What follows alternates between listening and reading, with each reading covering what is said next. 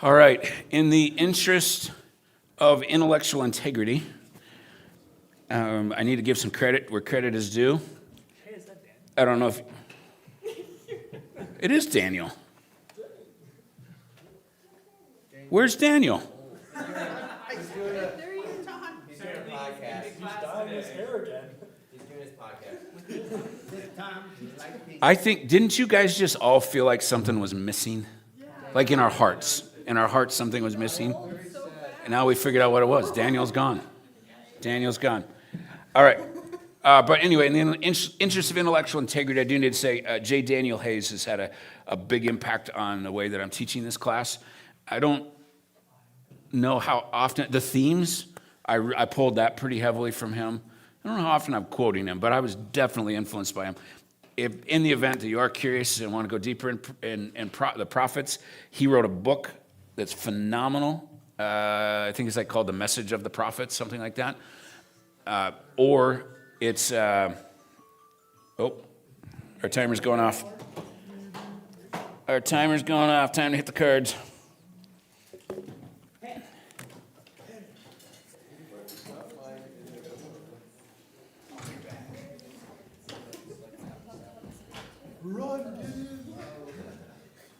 We could have shared. All right, while you're wrapping that up, I'll finish this thing on J. Daniel Hayes. I got a lot of, like, the themes I pulled pretty heavily from him, and then some of the material as well. There, he's got a great book. He also has, if you have Audible, he's got some great lectures on this, and I listened to them on my drive to Seattle and back. Really good. All right. So now we're going to get the, you don't have verse card. Are you here for the day? What are you? I was here for the day. I read hers though. You read hers? Okay. All right, good. Are you here for all day? Yes. All right, I'll give you one of these. You can do what you want with them. It's every 90 minutes we stop and read 7 verses. There you go. So, all right. Did you guys know we were going to use sticks multiple days? You were stickless. You were stickless. What an embarrassing... Oh, you're going to snap a drumstick? No, I'm not going to snap a drumstick. Yeah? No, that's all right. We don't need to stick. You can do air sticks. That's the thing. When I saw you guys, I thought, I bet you these guys could do air sticks. One of the first thoughts I had about you. So, and I bet you can. So, all right. We're going to go over the themes. Hop on your feet. Let's go over these themes of the themes of the prophets. Wait, just... All right, remember? If you have 2 pencils, just use these. Ooh. That's what we like about you, Gideon. You're a problem solver. All right. So you remember we start with the 3 themes. Theme number 1 is what? Broken covenant, call to repentance. All right, and then we tab over, because now we're doing the 3 categories under the broken covenant. And the three ways they broke the covenant was idolatry or adultery, social injustice, we're stabbing vulnerable people, and then the other one was the cross, where they look away, empty ritualism, empty religious ritualism. All right? Then we tab back over. Now we're back to the 3 main themes. The theme number 2 of the broken covenant was what? Judgment, not a broken covenant. Theme of the prophets. Judgment and wrath. And then the third one was hope and restoration. All right, good. Let's do it again so we get it better. We can do better than this. I can do better than this. I was shamed. All right, here we go. All right, theme number 1, prophets. Broken covenant, call to repentance. Slide over. Here's the way the covenant was broken. Adultery, social injustice, stabbing vulnerable people, and then empty religious ritualism, where we have the cross present, but we never give Christ our heart. All right, tab back over. Second theme of the prophets is whooping stick, judgment and wrath. Judgment and wrath, but then it ends with hope and restoration. There you go. All right, that's your final exam. Right there. You get those 6 things down, you do well. The only other question that's going to be on the final exam is, did you brush your teeth this morning? And on what 2 things do all the prophets hang, according to Jesus?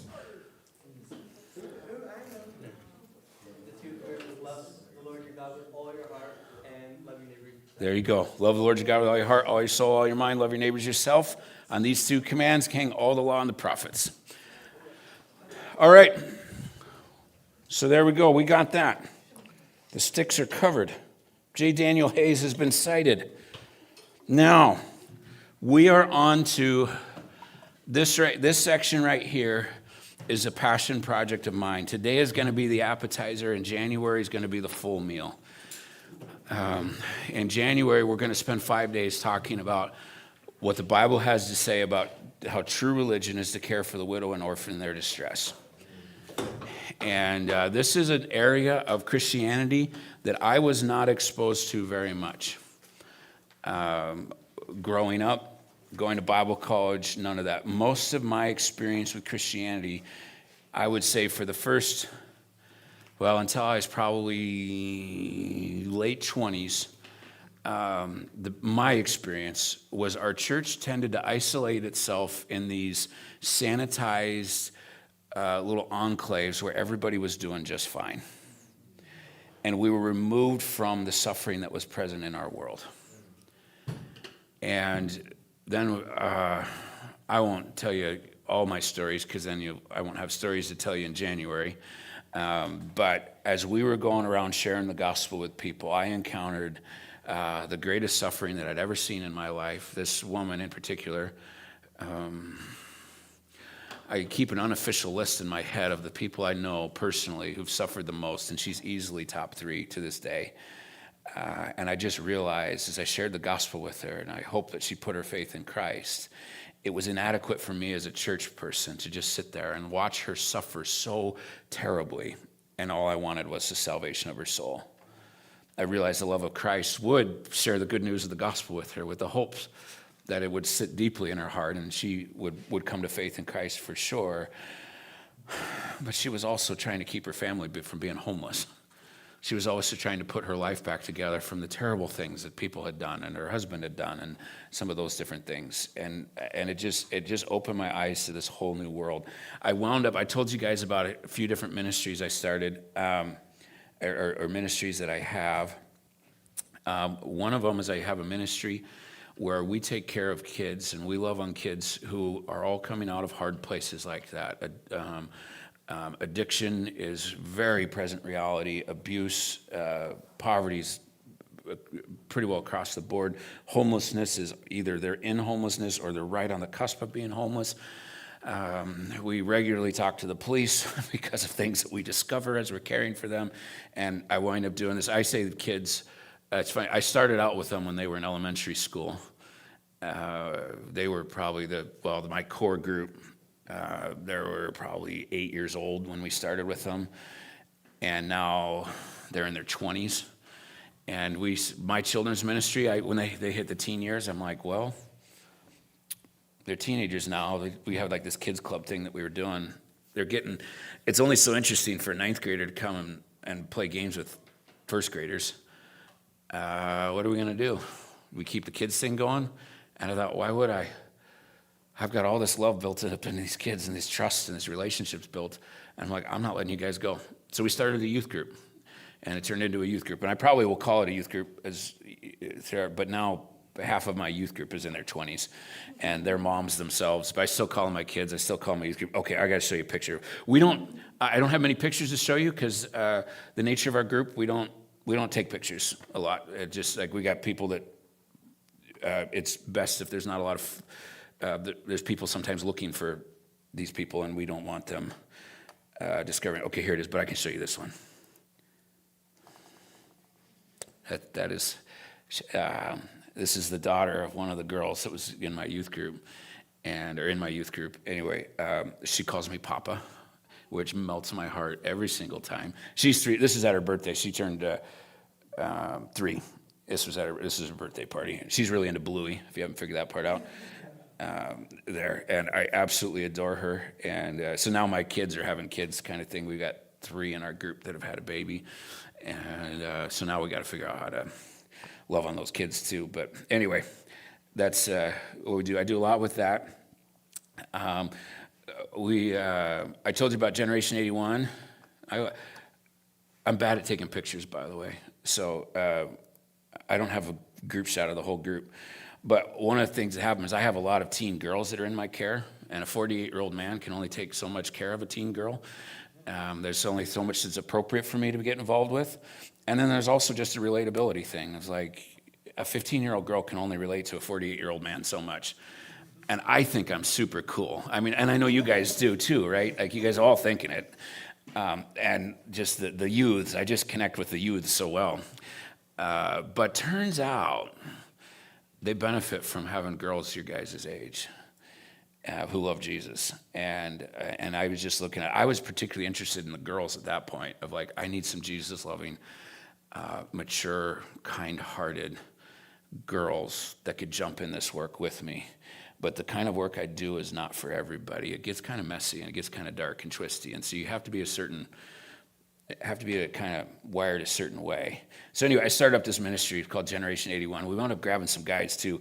And now I'm looking at it like, oh man, do we ever need the fellas? And how many we got? We got 2, 4, 5, 6, 7, 8, 9, 10, plus Daniel.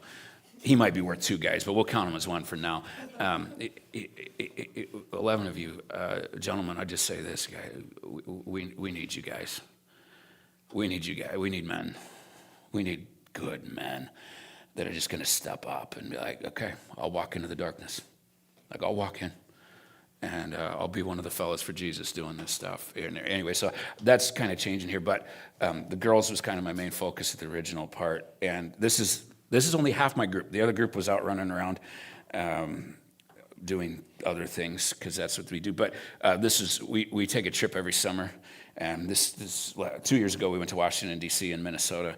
This year, we were in the Seattle area. This is Seattle and Oregon. We went to the Oregon coast. We built the biggest sandcastle I've ever built in my life while we were out there. And we just talked about what it looked like to be the Church of Jesus Christ in places that are like where hell has been unleashed. And these people right here, I love these kids with all my heart. Man, I adore them. They are, if you told me the best person that you've ever met in your life is one of these people, I'd say I wouldn't know which person you were talking about because I think every one of them would fit that bill. These guys are incredible there. But anyway, these ministries. And then the other ministry that I'm involved with, I just started getting involved with this. I'm now coming in. I've been doing this kind of work for 20-ish years or so, give or take. But one area that's of particular interest to me is now that is human trafficking, and because I've had a chance to care for some people who came out of that, and I got to see what the aftercare looks like, and I'm thinking, my goodness, what a great opportunity the church has to make a difference in this really dark place. We really are. The church is the greatest. I'm convinced the church is the greatest organization in the whole wide world. We can do things. Oh my goodness, you guys, the things that we can do. It's so beautiful. Now we need the other groups too. We need, law enforcement, social workers, and we need those groups too. They're super important too. Teachers, oh my word, teachers are important. We need those other groups too. But I'm a church man, and I know the church, and I'm looking at what's going on, the mess that's happening here, and I'm looking what the church is. I'm like, whoa. When Jesus built the church, okay. I'm going to break out into a sermon here. Okay. When Jesus said, I will build my church and the gates of hell will not prevail against it, he meant it. He meant it. Hell doesn't beat us. We beat hell. We beat it. We just do. And hell's being poured out on these people that I know and love, some people I've never met. I'm like, we're beating them. We're beating them in the end.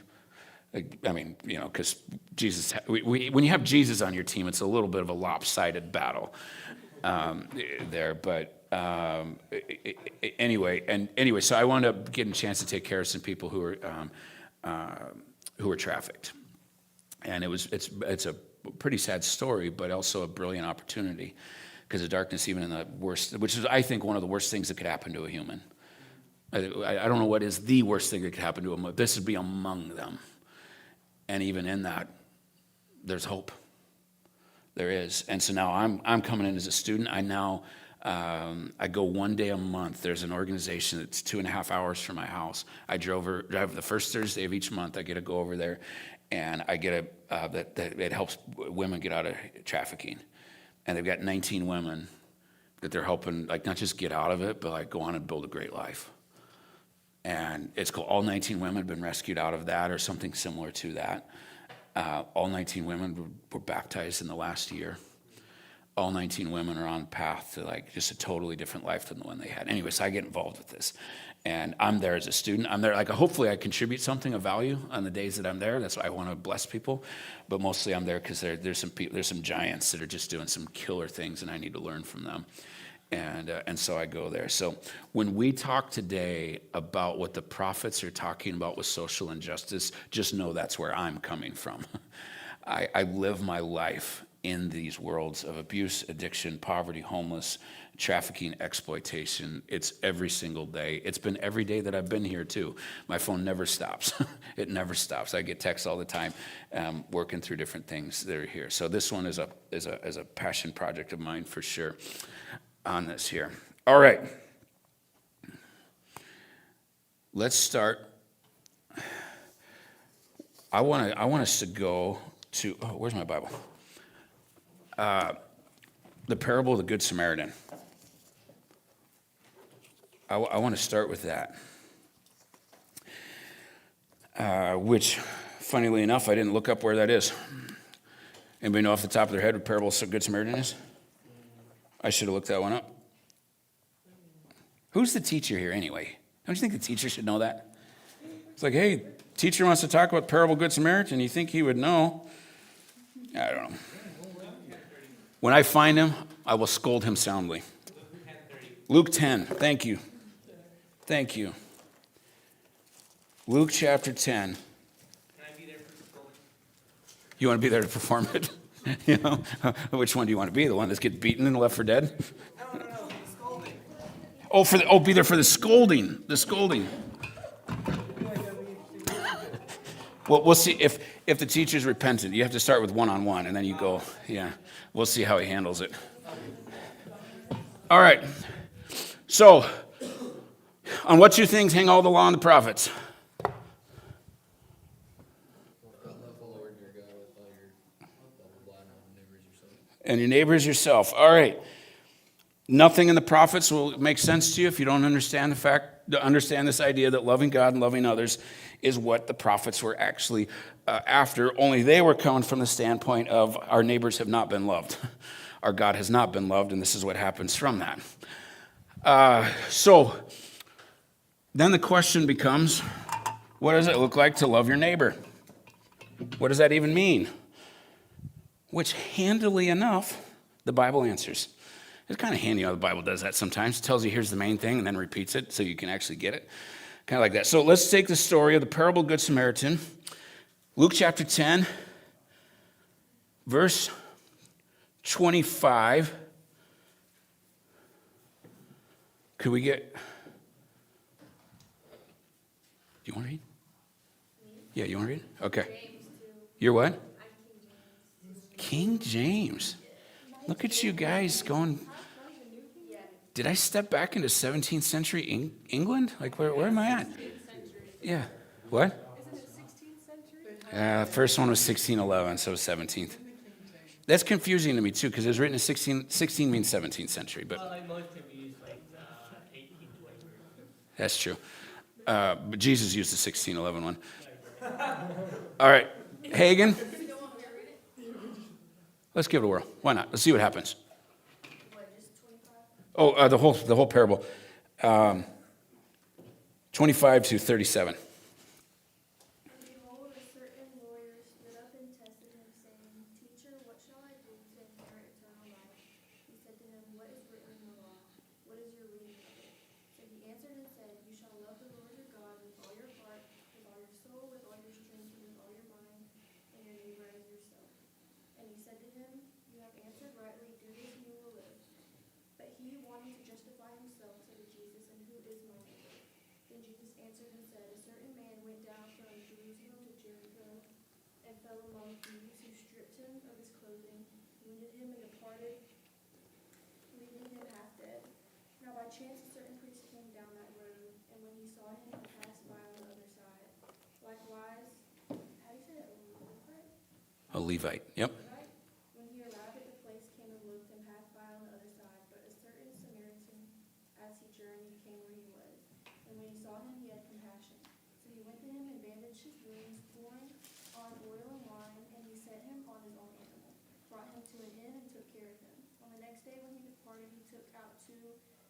denarii, gave them to the innkeeper, and said to him, take care of him, and whatever more you spend, when I come again, I will repay you.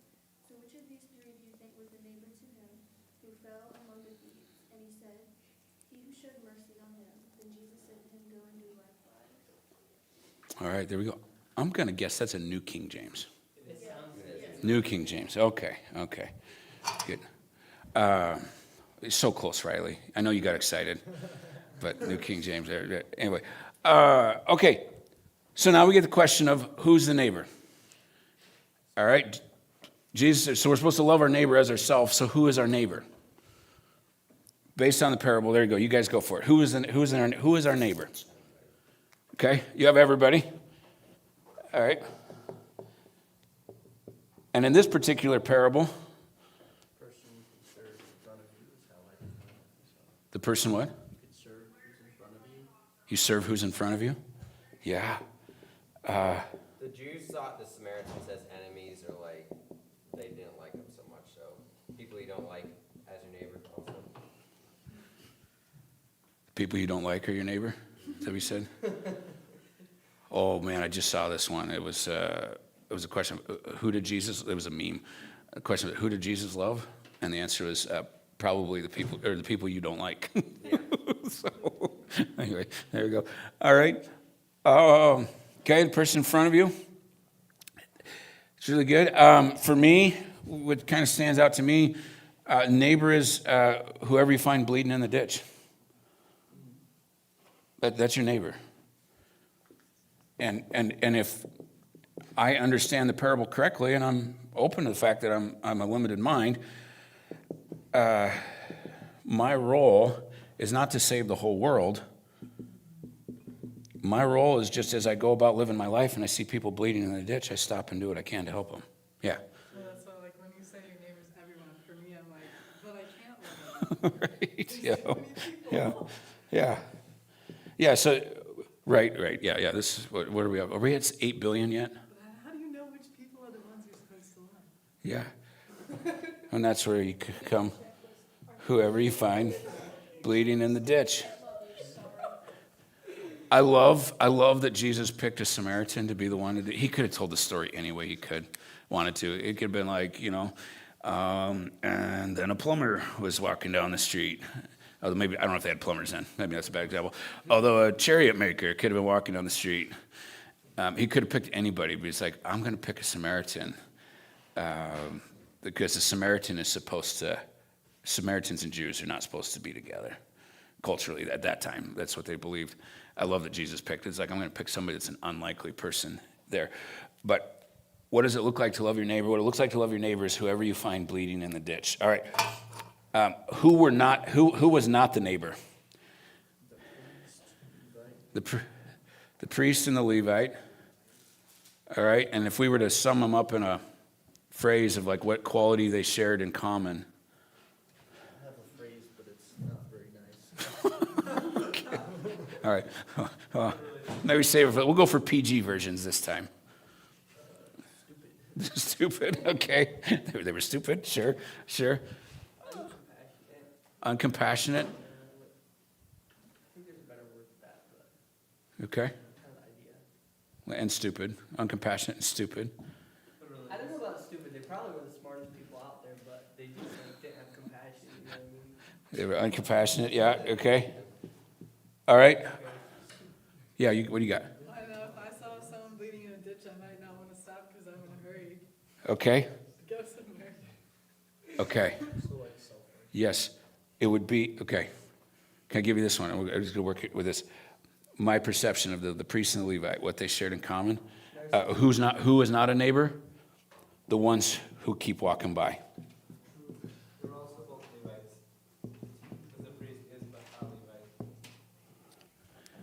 Say that again? They were both Levites because the priest is a Levite.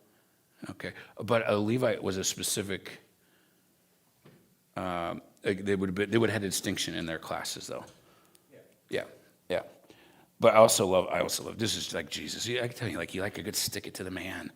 Jesus is your guy, and that, like, he's like, okay, the person that's going to be the neighbor is not the priest. It's going to be the Samaritan. The people who walk by are going to be the priests and the Levites, the important people. But according to the parable of the Good Samaritan, as I understand it, is the ones who are the neighbors are the ones who stop and help the person who's bleeding in the ditch. The ones who are not the neighbors are the ones who find reason to keep passing by. All right, you give lots of reasons. Lael already started with why they walked by, busyness. You ever want to watch something sometime? Look at a car broken down. Just see a car broken down on the side of the road and see how many cars pass by before somebody stops to help. Hopefully it's the first car, maybe the second. But oftentimes it's like you got to see like 10, 15, 20 cars drive by before somebody stops. Yeah. Our friend, he rolled his car in the winter and it went in a ditch, so no one could even see him. And he got out and went to the road and was trying to hitchhike, and I think he was standing there for half an hour and no one stopped. And eventually he just walked home. Because his phone was dead, so he couldn't call anyone. Oh, man. Is he okay? Yeah, he was Okay, fine. good. Car's not, but he's not. What do you got going? Unless you're in Wisconsin. When we were driving through Wisconsin, we stopped on the side of the road to do some business, and there was like the first 3 cars asked if we needed help. Yeah. That's cool. Wisconsin, boys. Move to Wisconsin. Up here, like, in Canada especially, you're gonna be there sitting until you get to heaven trying to get, like, I've been that guy broken in the title again, but it's pretty bad. You know? Yep. Get help. Right?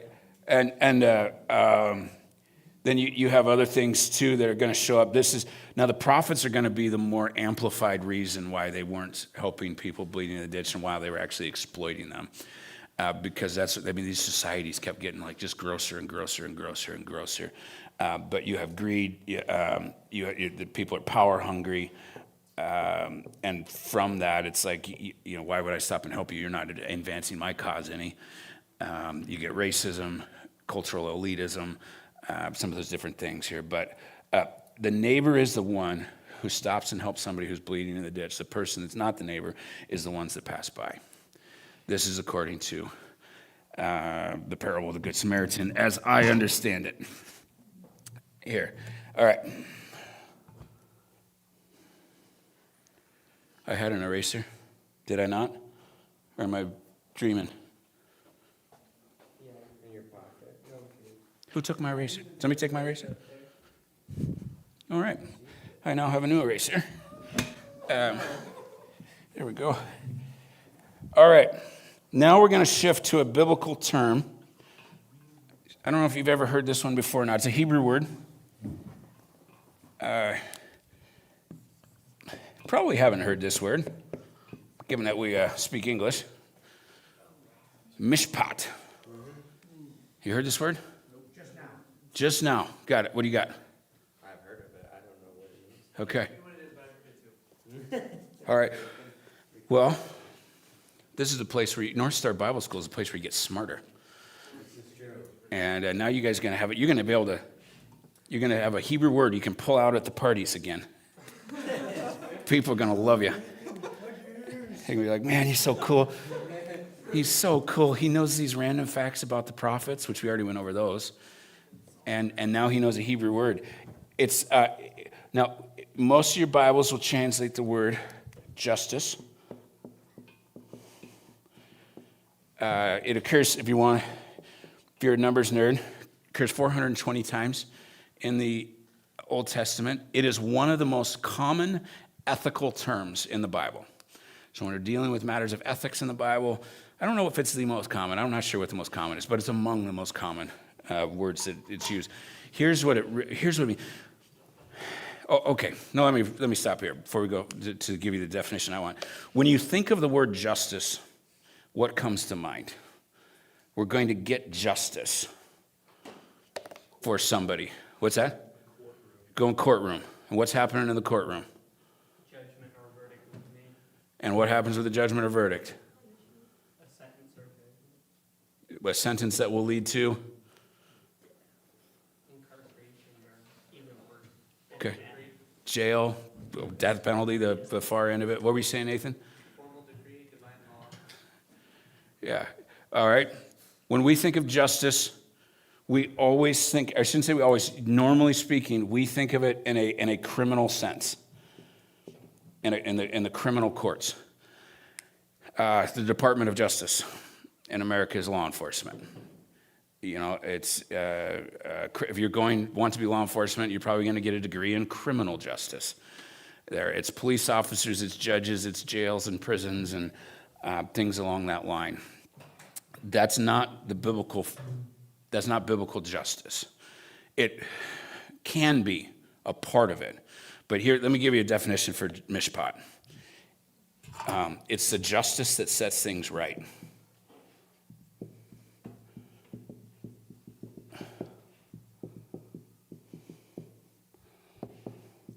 It's the justice that sets things right. Meaning, okay. Okay,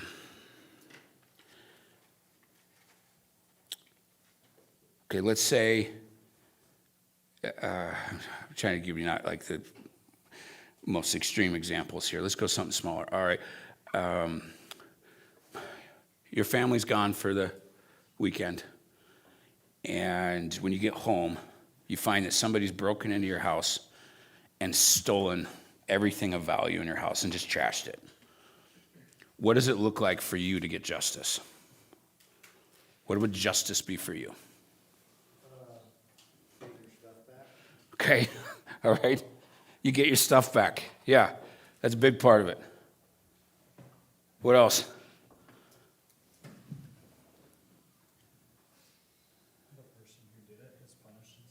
Okay, we could get the person who did it and they get punished in some fashion. What are you going to be living with at that point on? You're going to be living with fear. You're going to be living with just that unsettled, like now all of a sudden you got to have locks and security systems and at-home cameras and neighborhood watches and all this sorts of thing too. And so when we're talking mishpat, there is the criminal, there is the part where you get your stuff back. But the other part, true mishpat, is where everything is right, including here and here. So that you have, like, in that place, you have felt security. When we're talking about somebody breaking into your home, stealing your stuff. There. And sorry, have you guys ever had something stolen from you? Have you guys ever had? What happens when somebody has something stolen from them is they usually remember it for probably the rest of their lives. And they make adjustments accordingly to it. I'm not one of those people who doesn't see it. I had my window smashed out once on my car, and the only thing they stole was my daughter's backpack, which had a homework book in it. And I'm thinking to myself, am I seriously paying? It was like $350 to get a window repaired for my daughter's backpack. So I now have a personal rule. I don't lock the doors of my car. Unless the stuff inside my car is more valuable than the window. There we go. One of my closest friends is a prosecutor, and he's like, Jeff, that's the dumbest thing I've ever heard somebody say before. You should lock your car. He's like, why don't you just leave your car running and announce on Facebook, come steal my car? But anyway. But when we're talking biblical justice, when we're talking mishpat, it's a justice that sets everything right. All right, and what we're seeing, okay, so now we're going through the themes of the prophets, right? The categories of injustice, or the categories of the broken covenant. One of them is there was an absence of mishpat. It was the opposite of mishpat, and now vulnerable people are being attacked. Vulnerable people are losing. They're being exploited. They're being sold into slavery. They're being abused. They're being killed. They're being like all manner of things there. Here. All right. Just out of curiosity, I want just for context. I'm curious how many of you guys have been involved in a ministry, either officially or kind of like informally, that's cared for the poor. You guys notice your sweatshirt. What is the Hope of the Poor? It's a organization from Mexico. Okay. Oh, you traveled to Mexico to do that? Somebody went to Mexico to buy you a sweater? No, we come to Yakutat. They're from Mexico. They're from Mexico, and they come to Yakutat. The Mexican people are coming to Yakutat. All the places in the country they can go, and they're going to Yakutat. All right. That's cool. Okay. What are they doing? What does Hope of the Poor do in Mexico? They put Okay, and they take them to church and give them jobs. okay, good. Is that your involvement? You raised your hand. Is that your involvement? That's what you do? Okay.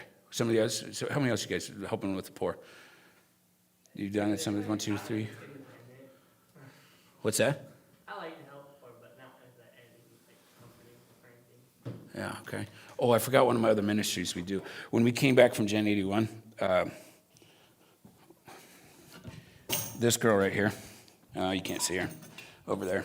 That's Greta. She's the, you can't see her. She was the main one. She just looked at me, she's like, Jeff, why don't we just start something for the homeless in Lewiston?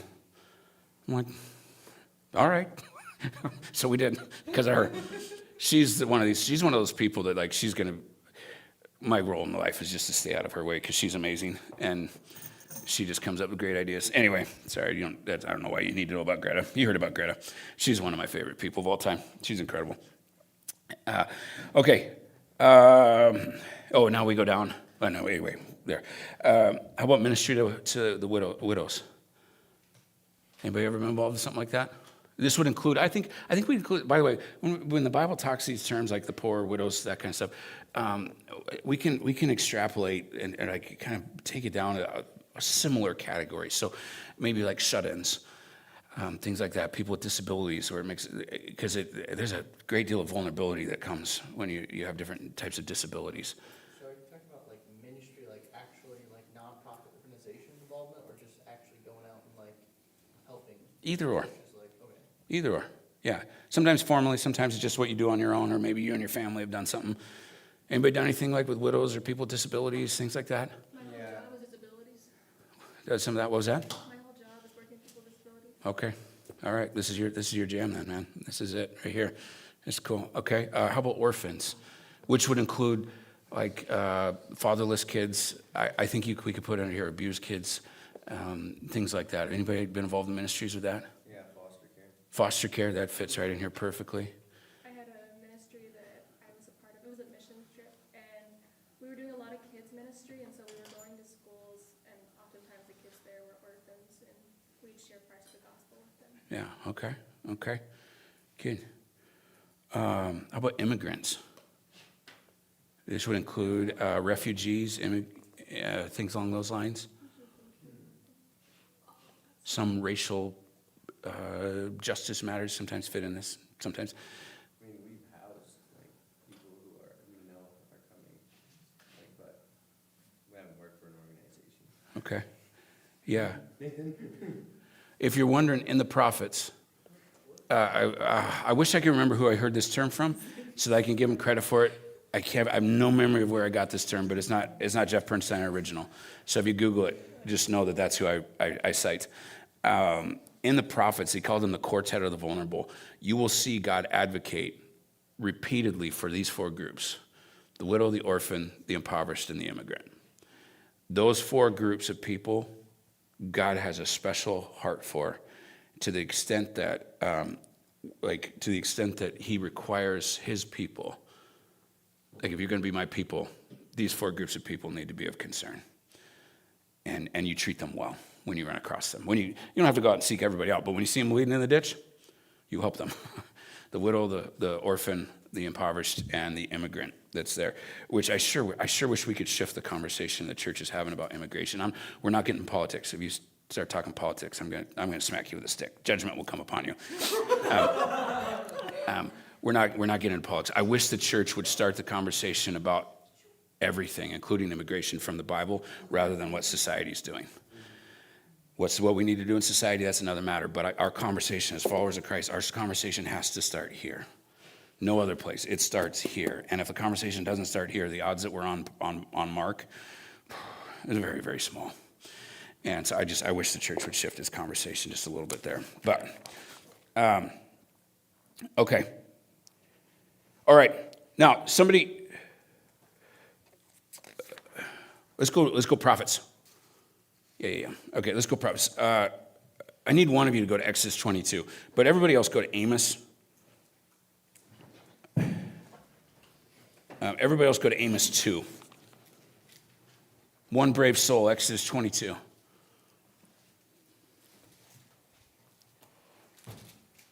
Anybody? Jeremiah's got it.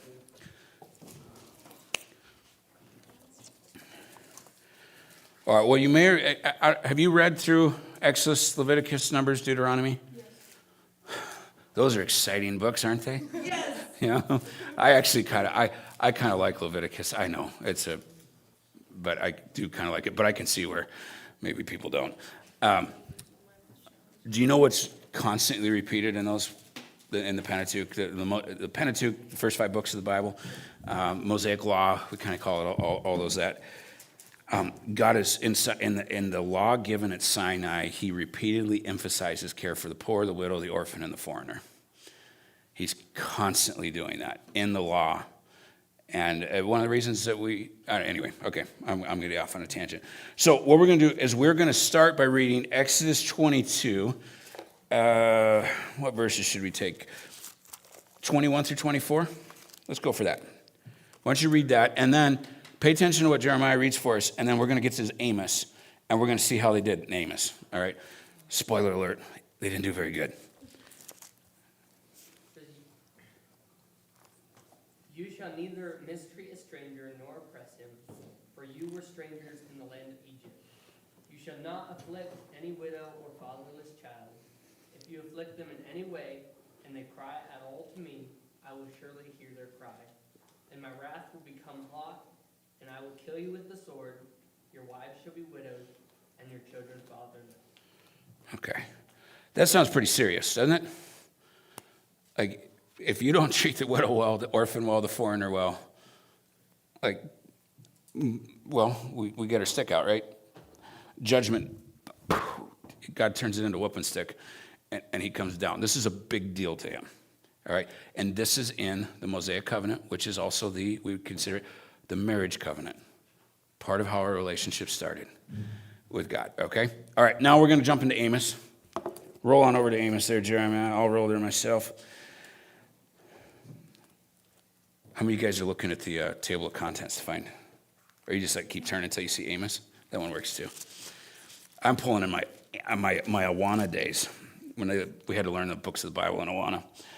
All right, Amos chapter, what did I say, 2? I probably said 2 in a minute. All right, let's start working through Amos chapter 2, verses 6 and 7. Somebody read that for us. Oh, and 8. 6, 7, and 8. Thus saith the Lord, for 3 transgressions of Israel, before I will not turn away the punishment thereof, because they sold the righteous for silver and the poor for a pair of shoes.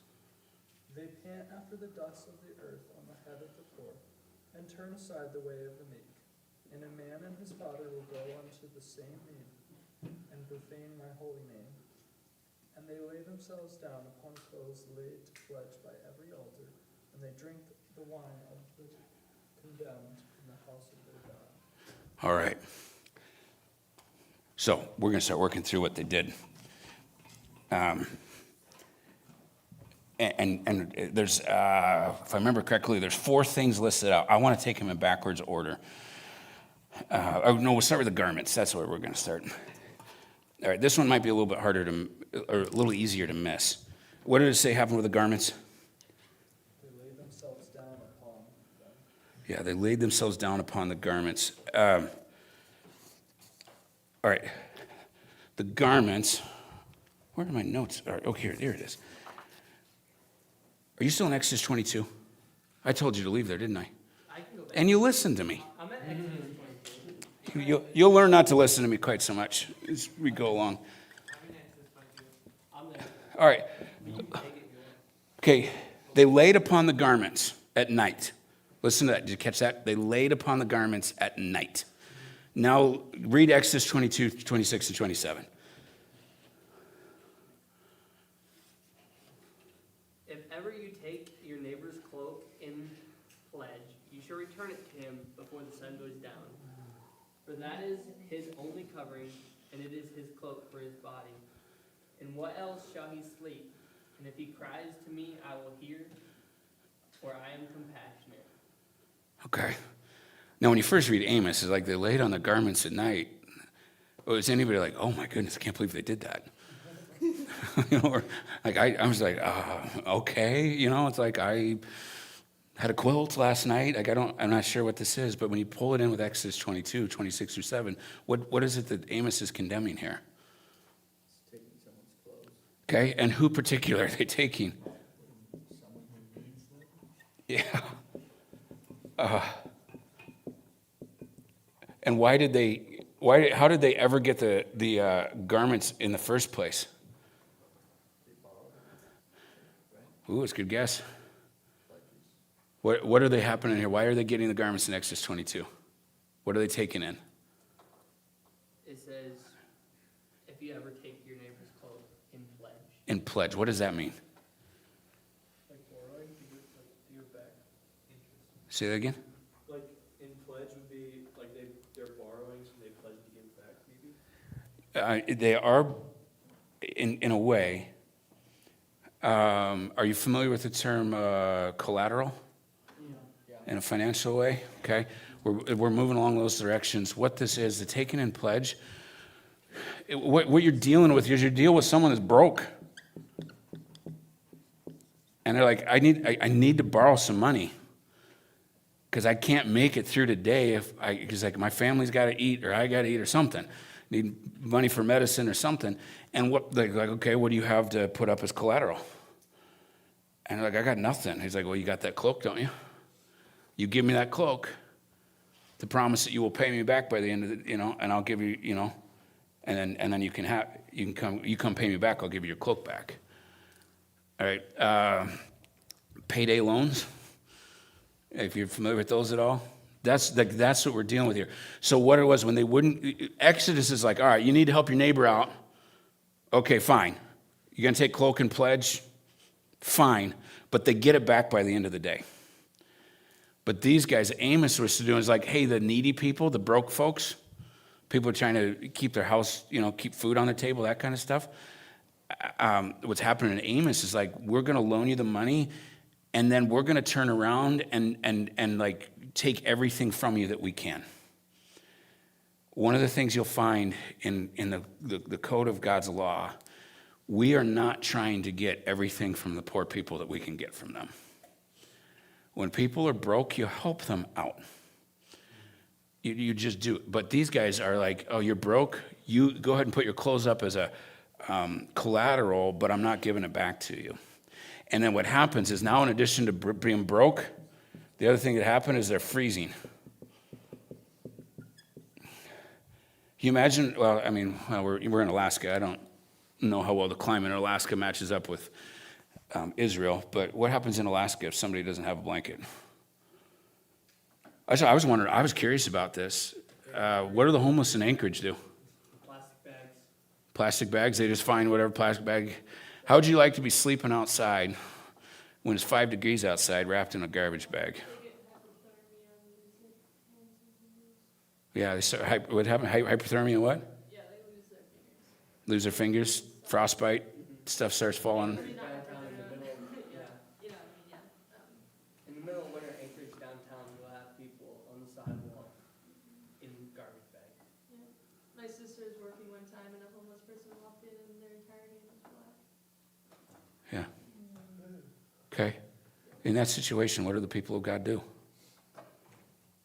Well, I'll tell you what the people of Amos did. They looked at him and said, tough. They looked at him and said, tough, while they sat on their garment. That's the thing, Amos. They didn't like, well, I was cold. It's like, I don't know if this makes it any better or not. Maybe it would make it better. I'd like to think it'd feel better. Like, well, the person that has your cloak, they were cold too, and at least they're warm. Like, at least somebody's warm tonight. But this other person, like, they don't need your cloak. They're not wrapped up in it. They just set it on their chair and they're sitting on it. They don't need it at all. You're going to freeze to death tonight. Your hand's going to turn black from frostbite simply because they've got your cloak. And God said, this is not the way the people, this is not my people. This is not how my people behave. All right? Let me ask you this here. What has to be true about someone before they would keep the garments of the poor? What has to be true of that person? Look them right in the eye. They come in with their black hand and it's like, no, I don't care. I'm hanging on to your cloak till you pay me back that $50 you owe me. They lack sympathy, empathy. Yeah. What else? There's no mercy. Ooh, doesn't that sound like the name of somebody's kid? It always seems to be at a period of the life where the person is at a good place in his life, just like the king versus Lazarus, you know? He's just like living life and he doesn't really care. He just focuses on himself, basically. Yeah. Self-absorbed. I'm trying to picture what would have to be true in my heart before I could sit there having somebody else's garment and knowing that tonight it's going to be 10 degrees outside and I wouldn't give it back to him. Like what would have to change in my mind and my heart before I'm cool with that? You see how gross this is? It's like, you know, and you look at the people loaning the money, they're like, well, but he loaned me, I loaned him some money. I'm like, okay, so what? It's $50. It's a $500. What, I mean, this is a human being we're talking about. Give him he's not asking you to, you know, to put him up at the Ritz-Carlton. We're not asking you to, you know, drop $100,000 on this guy. We're just saying, give him his coat back. That's it. It's simple, right? But the people of Amos were literally reclining on the misery of the poor. That's a great line. I didn't come up with that one.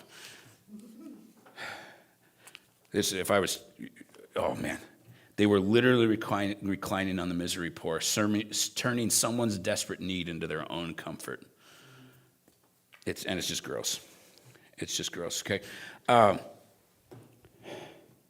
Okay, we're working backwards, right? We started with the garments. What was the one right before that? A man and his father go into the same girl.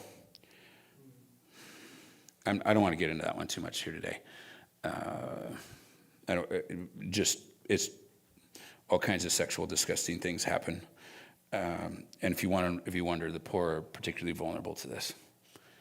They are, and it's terrible. Okay, let's go to start verse 7. Those who trample the head of the poor into the dust of the earth. What does that mean?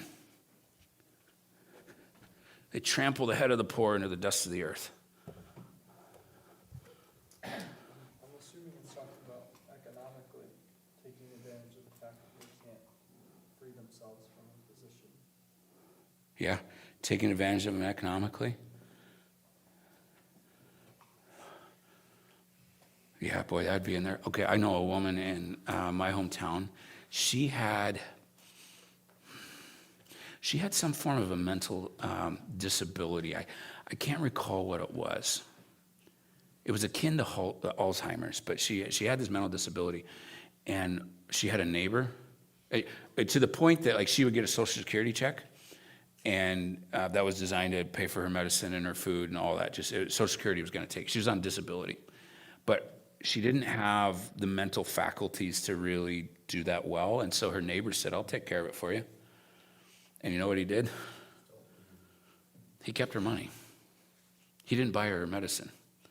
He would give her scraps of food. This was a mile from my house. And so here's this woman who doesn't have, and because of her mental capabilities, she did not have the capacity to even communicate to people, I'm not getting my medicine. Because people look at her and like, oh, she seems off today, but well, she's got some disabilities. She always seems a little bit off. And not realizing that she's hungry and she's being denied her medicine and things like this. Here's one. This one, okay, this actually happened yesterday. Well, no, I better not do it. I would tell more stories if I didn't have this thing on. I'll just tell you that, because this is going on the web. So, yeah. What happened to the woman who was having her stipend for stipend? We have a group in town called CASA. They're government court-appointed special advocates, and they caught word of it, and they stepped in, and they found a new person to care for her and oversee her finances. And then I don't know if anything criminal happened to the man who was doing that to her. I sure hope so. Actually, what I hope happened was he was required to financially compensate her for everything he took from her. Biblically speaking, I believe it would be 7 times. So if he took $10,000 from her, he should have given her $70,000 in return. That's, if I'm not mistaken, that's the biblical standard. Don't quote me on that one. It sounds fair to me, doesn't it? That sounds fair. Yeah. What was I doing? Oh, I sat down to go over Amos. Nope, not Amos. Nehemiah. Where'd it go? We're going to go, okay. All right. We're going to go Nehemiah. We can do this one up on the screen. Is the whiteboard in the way for you guys? It is. All right. Oh my word.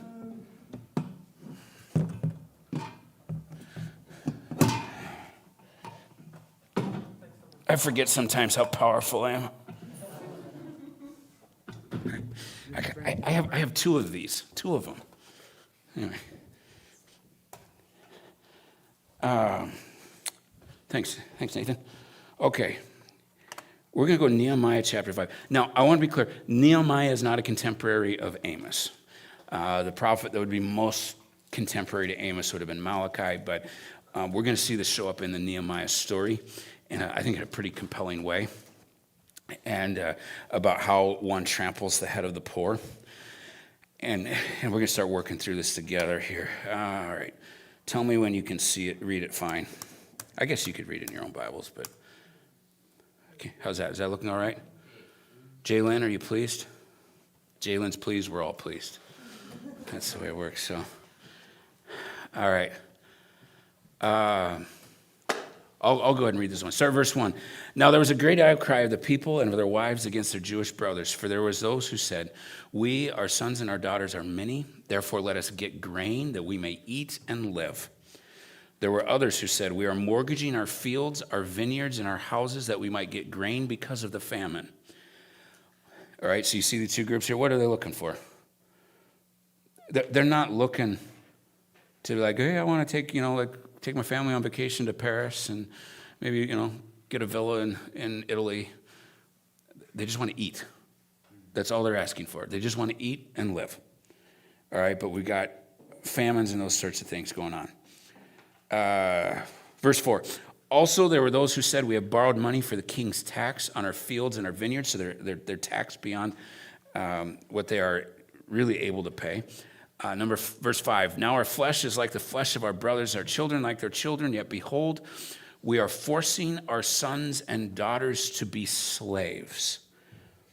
And some of our daughters are forced into bondage already, and we are helpless because our fields and vineyards belong to others. Can you imagine reaching such a point in your story where the option that seems like the best option for you is to sell your daughter into slavery, is to sell your son into slavery? What would have to happen before you would hit that spot? Now, I think all of us hopefully would say, I would never. I would sooner die. If they were starving, though. But when you're starving, If your kid was starving, because you Yep. couldn't provide for them. Yep. It's like I can either watch you starve to death right in front of me, or it's not great, but over here they'll at least feed you.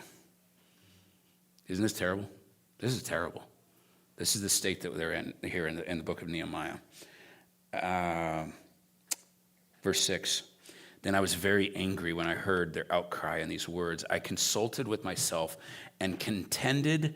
I like this. He contended with the nobles and the rulers and said to them, you are exacting usury, each from his brother.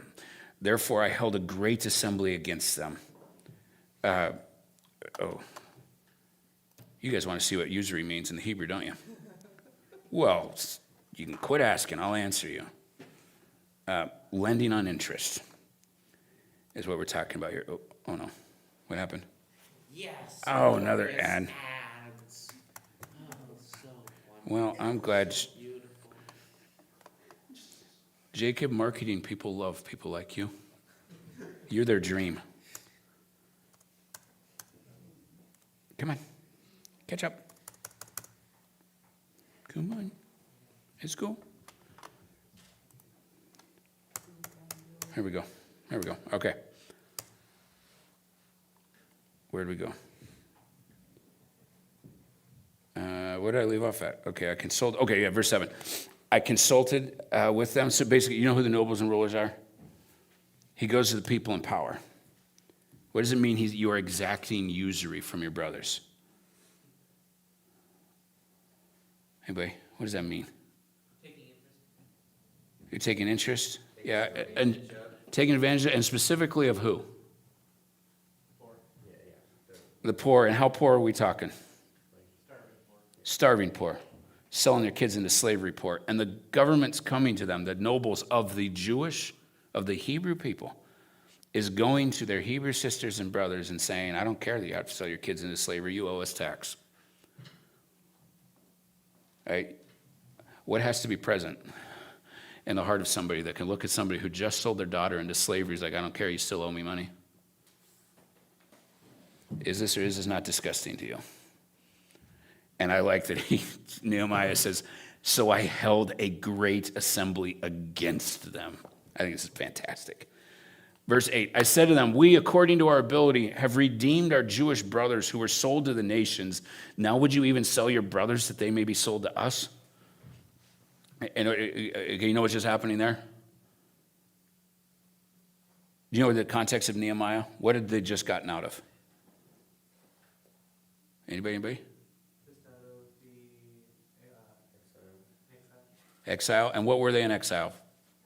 They were. What were they? They were more or less slaves. Yeah. And this would have been the Babylonian captives. They got out of the Babylonian captivity. They were slaves. And Nehemiah's looking at them, like, are you seriously doing this? We just got done with slavery. Why are you turning around and selling our children into slavery? Or looking at the nobles, why are you creating systems that causes our people to sell their own children into slavery, our own brothers into slavery? And their response, then they were silent and could not find a word to say. Verse 9, again I said, the thing which you are doing is not good. Should you not walk in the fear of our God because of the reproach of the nations, our enemies? All right, what's he calling them to? He's calling them to repentance, right? Broken covenant, call to repentance. Right there. It's like, come on, you guys, like you got it wrong. But come on, let's make it right. He's calling them to repentance. He's calling them to walk a different path. And particularly he says, out of the fear of God. Out of reverence for the God that we made a covenant with. Verse 10, and likewise, I, my brothers, and my servants are lending the money and grain. Please let us leave off this usury. Now, what's he saying there?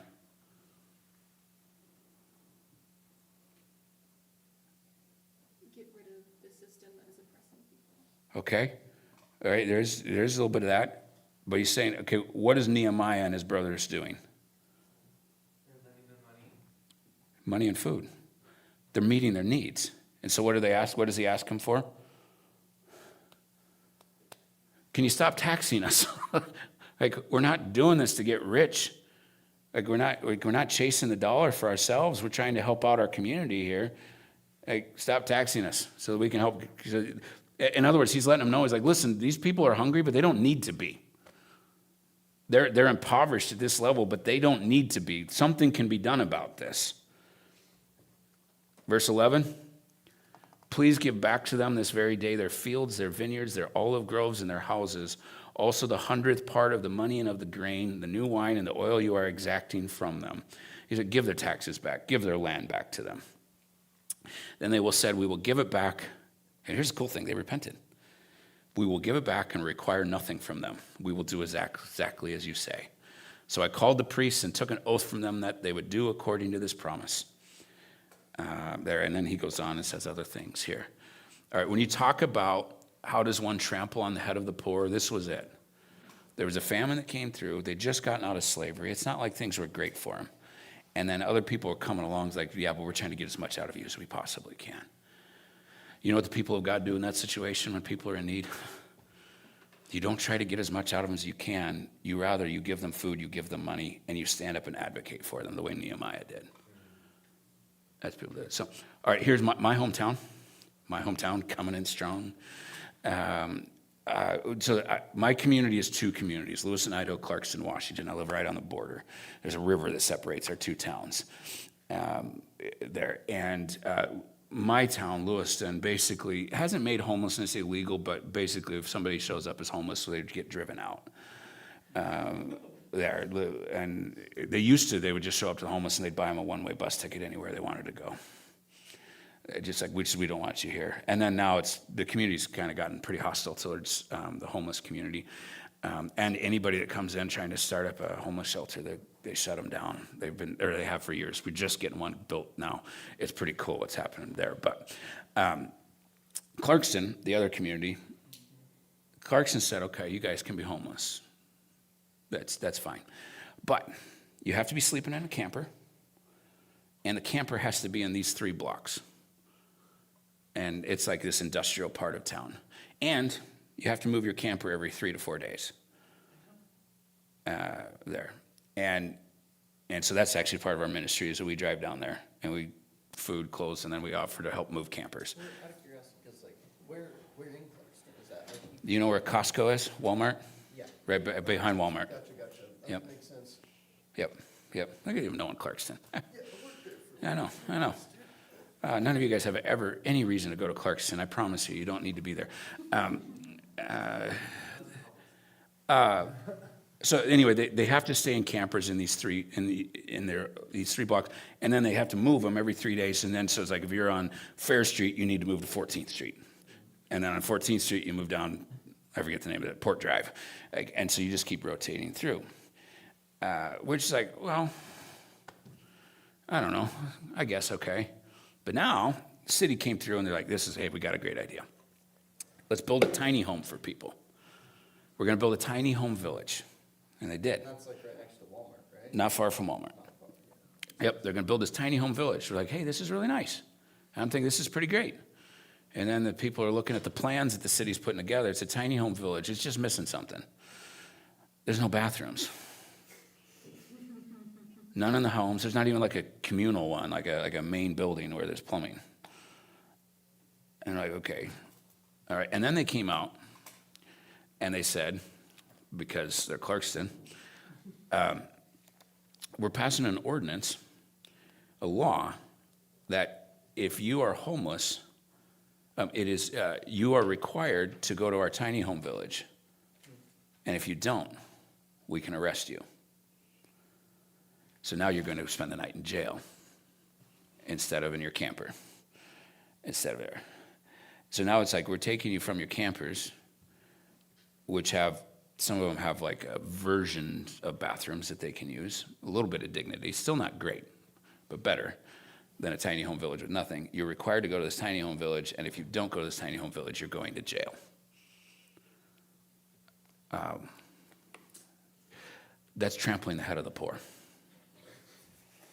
And this sounds, you guys hearing this, like how disgusting this is, how gross this is?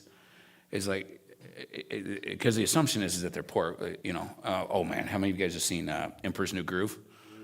What is it, Yzma's line about peasants. It's like, well, you should have thought of that before you became peasants, kind of thing, right? Take it away. Yeah. Okay. All right, go back to Amos. Amos chapter 2. Look at verse 6. Nope. Yep, the end of verse 6. Because they sell the righteous for silver and the needy for a pair of sandals. What's happening there?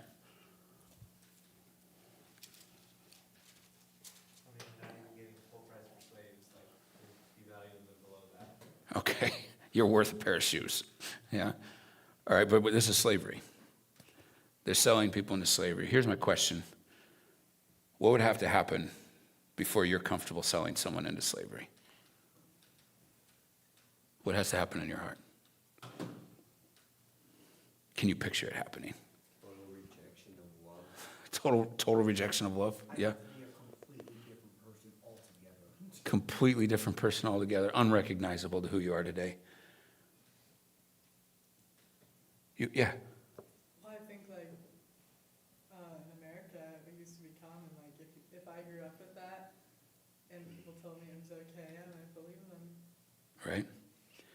Yeah.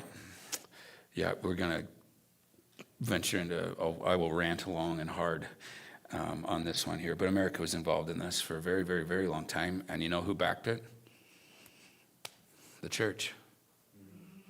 The church was a part of it. Remember that? So our third, the third category in which they broke the covenant, they carry the name of Christ, but they're not beholding him. God hates this, but we're going to get into that next session. And I will try not to have my wrath pour out in it, but what has to happen before you could be comfortable selling somebody into slavery? What would you do? Like, I hope you have, like, you just say, like, I have no way of picturing that I could ever get to that place. That should be the response of God's people. But what was the response of God's people in Amos? I'll sell you into slavery. Like, can you see where the wrath of God burns? Like, you're going to run around with my name? Okay, 10 Commandments, right? Oh, man, what's the order? It's not better, Lord, that God's name in vain. Whatever number one that is. I'm going 4. Nope, 5. I don't know. Somebody's going to look it up right now. I guarantee it. Are you going for it? All right. Are you looking that up? No? Oh, okay. I thought you were looking something up. Anyway, whatever. Who cares? Which, by the way, the taking the Lord thy God's name in vain, that's not a reference to saying the OMG. That's not a reference to that at all.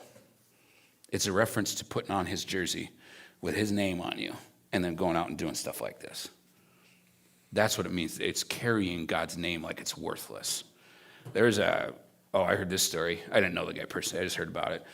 A guy worked for Coca-Cola bottling company, and he was wearing his Coca-Cola jersey or uniform, and he was on break. He went to like some gas station, was stocking it or whatever, and then he went on break, and he was thirsty, so he bought a Pepsi. And somebody took a picture of a guy wearing a Coke shirt drinking a Pepsi. See if you can guess what happened to him. He got fired. He got fired, which we might look at that like, man, that's kind of hard. But at the same time, it's like, come on, dude. You're wearing a Coke uniform. If you want to drink a Pepsi, fine. Get out of the uniform. Drink it at home. You can't, right? Fired for drinking a soda. He got drinking because every Pepsi marketer in the world adored what he just did. And Coke lost money because of that. It's like, see, even the Coke drivers say Pepsi's better.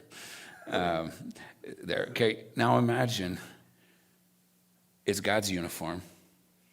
You got Yahweh's name right here, Jesus Christ, and his logo on your back, and you're selling people into slavery. You're trampling on the head of the poor. You're making people sleep outside in the cold, wearing God's jersey. Can you imagine how God might just take a little bit of an issue with that? He hates all injustice. God hates injustice in general. Anybody that does that, he despises it. But it hits a little different when it's his covenant people, his bride that's doing this, right? You can see where the wrath of God's coming out on it, right? It makes sense. And you guys seen the movie? I know Quade and I were just talking about it. Have you seen the movie The Sound of Freedom? Yeah. So good. Now imagine the people selling those kids were Christian leaders. That is just so disgusting. Would it be a good definition for that? Like taking the Lord's name in vain. A good definition of that? Mm-hmm. Oh, man. Verse 7, Exodus 20. Verse 7? It's not the seventh commandment, is it?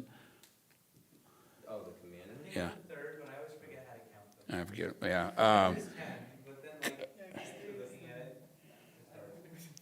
What would be a good definition for that? To take the Lord's name in vain is to, I don't know, I guess I just go with the uniform analogy. It's to have his name on your chest while you go around and do stupid things, godless things. That's what it means to carry the Lord's name in vain.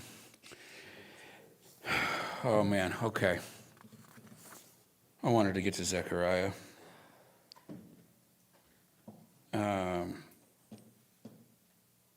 I want to get Zechariah. Can we? We got a little time, don't we? We got a little time. Are you still with me? You guys with me? Okay. Bridget wants to keep going.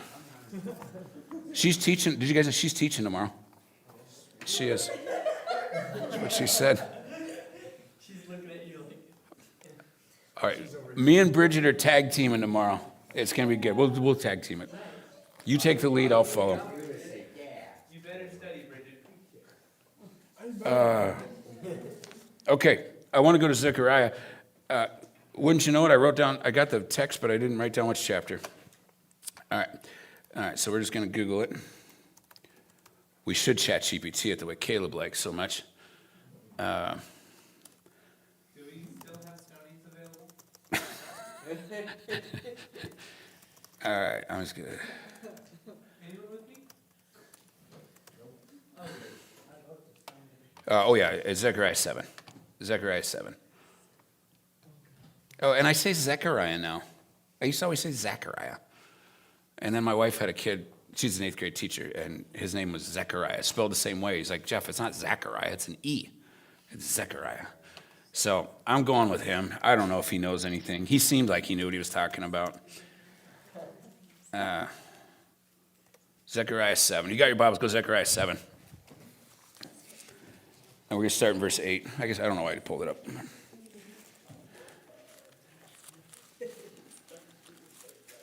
the guy's Hebrew name was Zechariah. Zechariah. Is it? All right. That instead. We'll go with Zechariah. I wonder what Ayah means then. All right, verse 8. Somebody read verse 8 through 14 for us.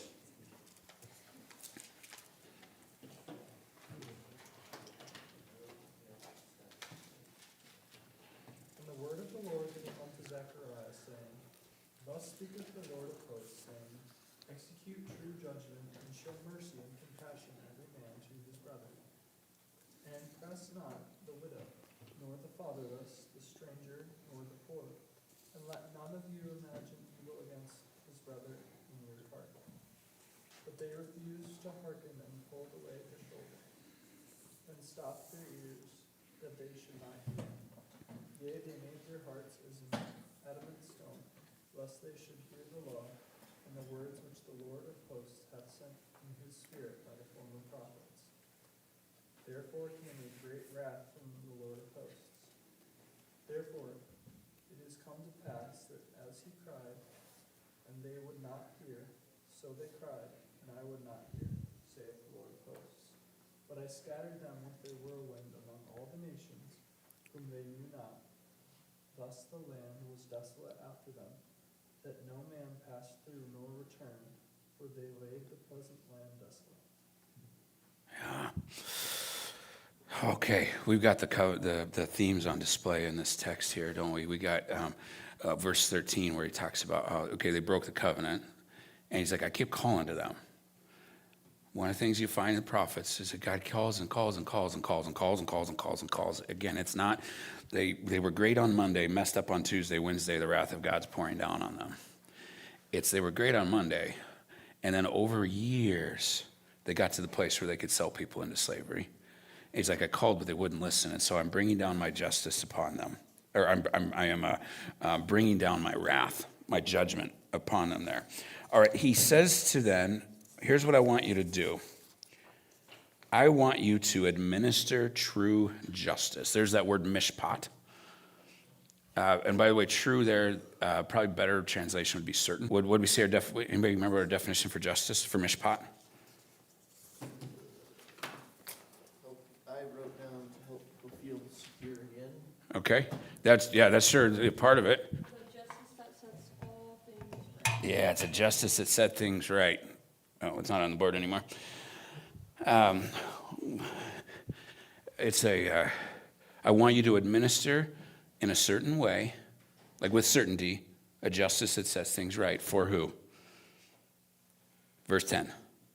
The widow, the fatherless, the foreign, and the poor.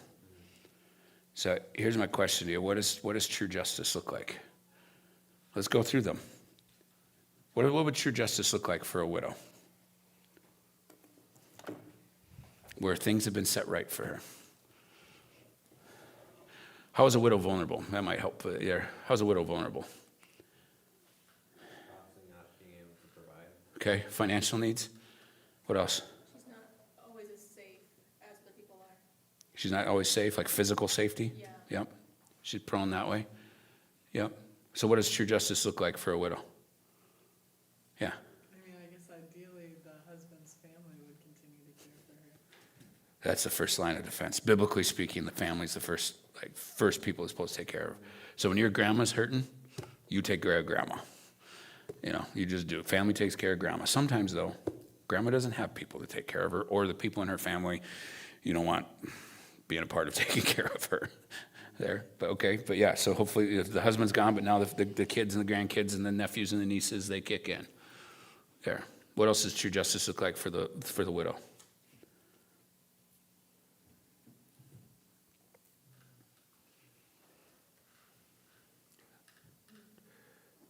I'll throw some things in there. Is somebody paying attention to her financial needs? Just making sure she's got food to eat and she's got her lights on. I have some friends, and then just taking care of some things. I have friends, they had a ministry just kind of on their own. They just decided to do it by themselves as a husband and wife. And they would go around, they'd find widows. And like one lady, they walked in her house, and Dave was his name. Dave's like, Ethel or whatever her name was.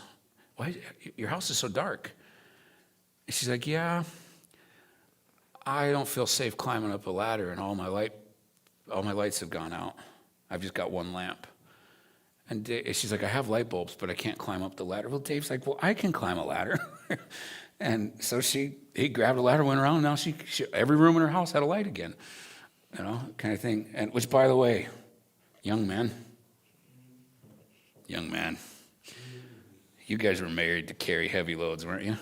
Isn't that good? You can go find one of these 80-year-old grandmothers who's all by herself, and put those broad shoulders to work for her. That's a good thing to do. That's a really good thing to do for her.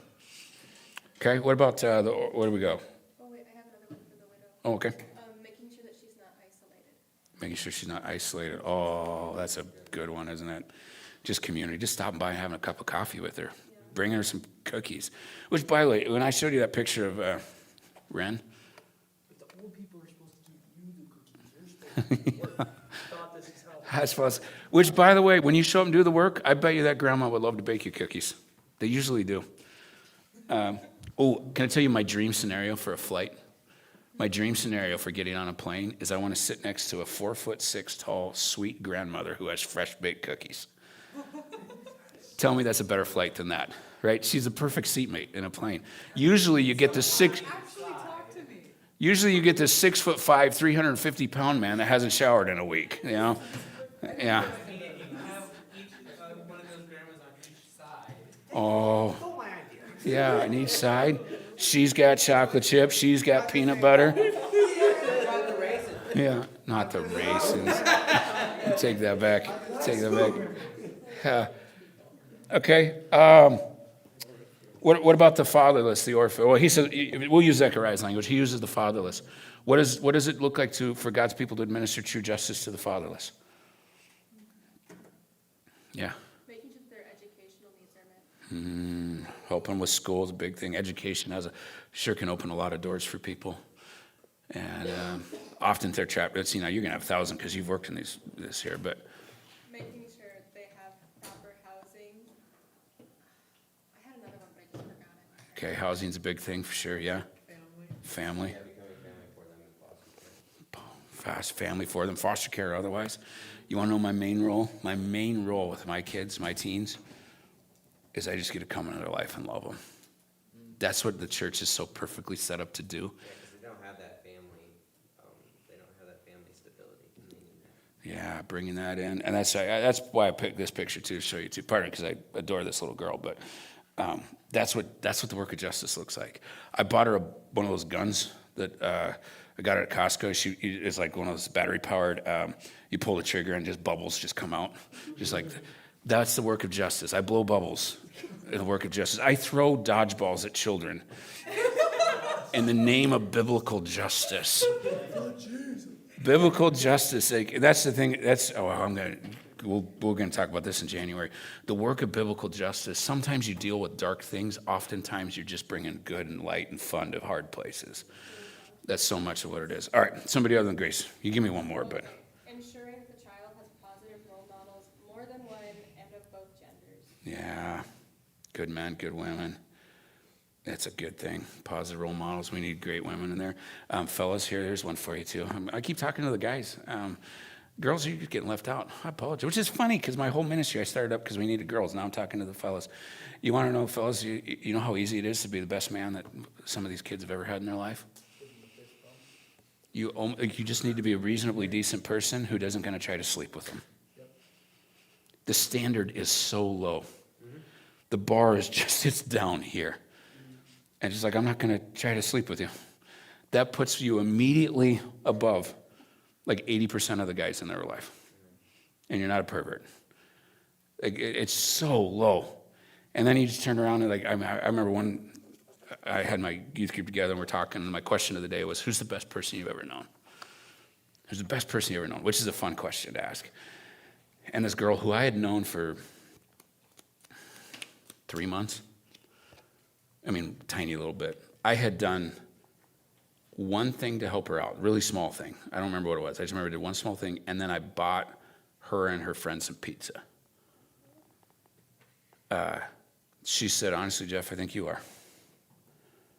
That's how long it took me to be the best person she'd ever met in her life. 2 things. That was it. Anyway, sorry, I'm getting off a tangent. Where are we at? The foreigner.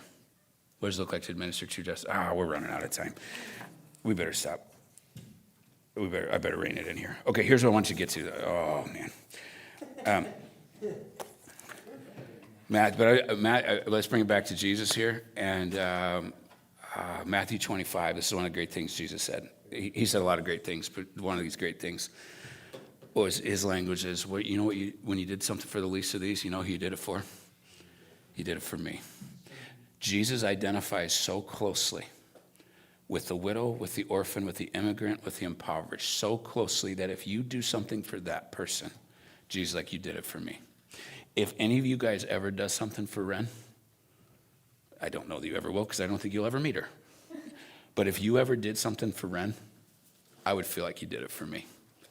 Because my heart, this girl is right. She's just buried in my heart. I adore her. You did it for me. That's what Jesus thinks. Just live like that. Yeah. Preach it. All right. I finished with this final verse, Micah 6:8. He has shown you, O man, what is good and what the Lord requires of you, but to do mishpat and to do justice. Sorry, I tried going Hebrew and it didn't flow. But to do mishpat and to love mercy and to walk humbly with your God. That's the whole of the prophets. That's what God requires of you there. So, all right. With the last 2 minutes, you're probably wondering, Jeff, what can we do for homework today? I want to do so much homework today. And I'm going to break your heart. I want to do all the homework today. No, but you can't, Cameron, because there is no homework today other than the verse cards. No, we are going to go homeworkless because I told you, I'm teaching this class the way I would want it to be taught. And I would want a day where I didn't have homework. So there you go. Just do the verse cards. Just do the verse cards today. Oh, okay. Only other thing. Tomorrow we're going to do pickleball. I don't know when. I really want to get off. I really want to go do something today. I want to hike somewhere. So if somebody could recommend where to go or say, we'll go with you. I'll go for a hike or we can go do something. So, or spike ball. I want to play spike ball.